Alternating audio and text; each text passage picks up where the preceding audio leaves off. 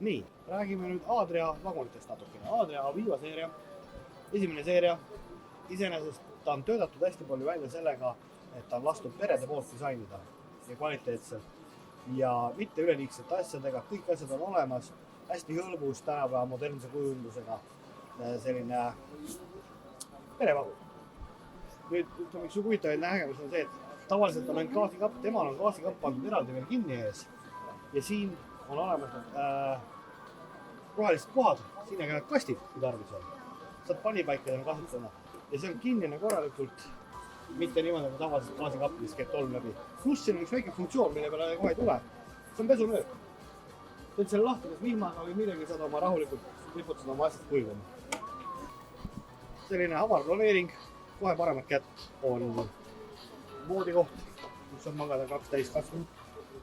Lihtsalt asi eraldatakse kaardinaga. Nüüd on 4 inimesele rahulikult laua ääres ruumi.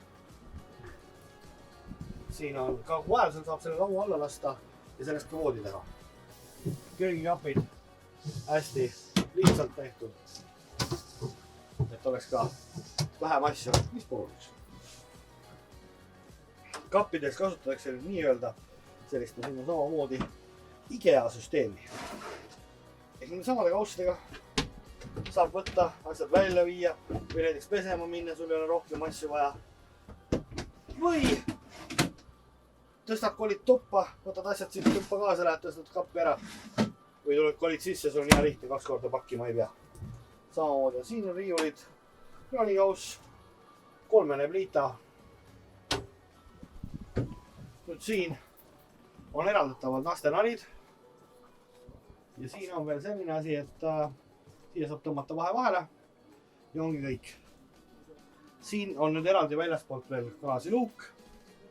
Ehk siit saab veel asju sisse panna ja tõsta see voodi üles. Tagaotsas on suur riidekapp.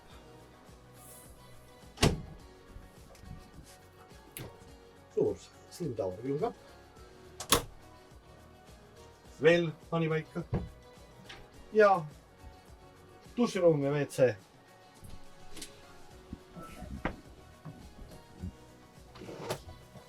On siin tagaotsas täitsa olemas.